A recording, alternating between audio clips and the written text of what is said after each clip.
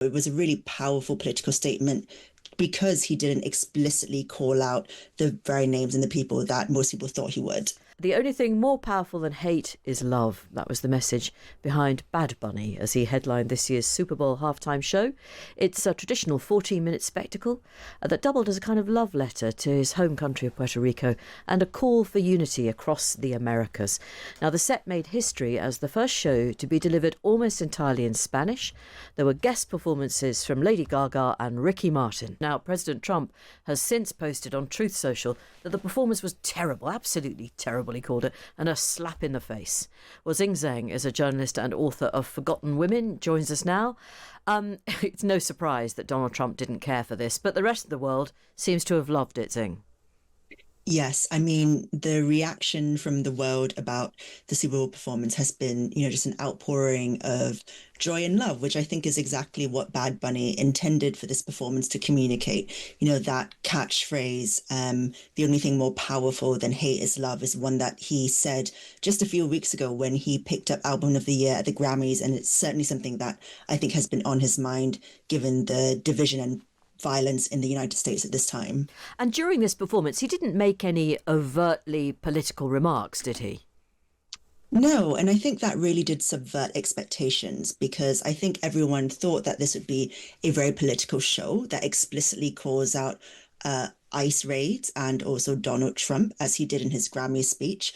But I think instead he chose to very wisely and presciently focus on the fact that, Latin American culture is incredibly vibrant, particularly Puerto Rican culture, and that it has a place within America just as every other kind of, immigrant community does in the United States.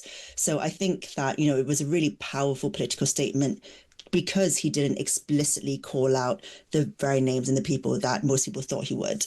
And it was almost entirely in Spanish. For people who aren't familiar with Bad Bunny, does he perform it entirely in Spanish? Is that simply what he does?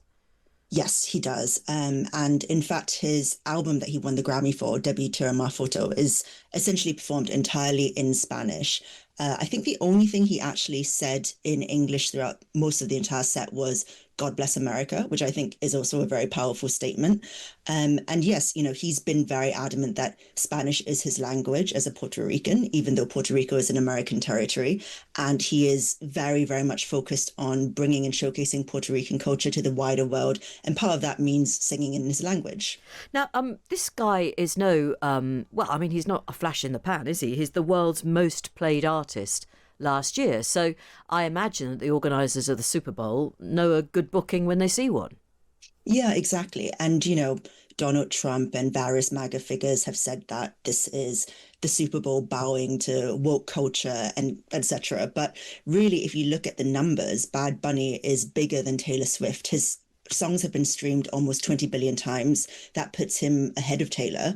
And he really is the king of a new kind of emerging genre of pop music, which is called música urbana, so urban music. It's this kind of catch-all global blend of modern Spanish language music, influences from all over the world, dembow, salsa, reggaeton, Latin pop. So really he is, a musician who is kind of championing these sounds to an incredibly big audience. Donald Trump wouldn't have liked it much if it had been Taylor, actually, would he? Because he's not a big fan of her either. No, he doesn't like very much these days. No, that's true. It's his age, I think, actually. He is nearly 80.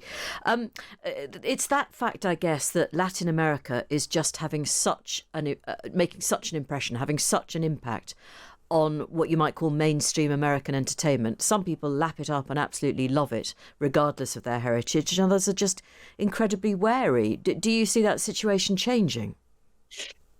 I do think so, because I think that pop culture has enormous influence over attitudes towards immigrants. We see that with other genres like rap and hip hop. I think that the more culture becomes popular, the more this kind of Latin American culture becomes more globally popular, the more that we'll see influences bleed into other kinds of genres, as we already have done. And we also see a kind of cross-pollination between not just Latin pop, but also other more traditional genres of music. So, for instance, the Spanish artist Rosalia has been really critically praised for an album that came out towards the end of last year that fuses, everything from Latin pop to opera and classical music. So it's that kind of cultural cross-pollination, I think, that is really kind of powerful. And I also think stands in really sharp contrast to the kind of division currently going on in the United States. Did Bad Bunny do this gig as a kind of strategic move, or is it regarded as an honour? It is very much regarded as a huge honor to headline the Super Bowl halftime show. And, you know, you've seen huge artists like Beyonce use it as a platform to talk about their political views as well. So I think that for Bad Bunny, it makes both political sense, but also cultural sense. You know, this is widely regarded as I guess the closest equivalent they have to the Glastonbury headline set in America. So of course he would want to be on that stage. He would want to platform his music. And I think what's, you know, really lovely about the choices he's made artistically during that show is that even though it's star-studded, even though there's people like Lady Gaga and Ricky Martin making a cameo, there are also really sweet call-outs and nods to Puerto Rican culture. You know, there's a scene in the show where he accepts a little shot from an old lady behind a bar, and her name is actually Tonita, and she runs one of the biggest social clubs for Puerto Ricans in New York. You know, that's that kind of specific detail that I think really speaks to his love of Latin American culture. Yeah, no, that I thought there were some really lovely, very personal touches. Clearly, an enormous amount of thought had gone into this. It was going to rile Donald Trump. It has riled him. I guess everybody's happy. I've still got no idea who won the actual match. Does anybody care about that? Not me, but you know, I'm not an American football fan. No, nor am I.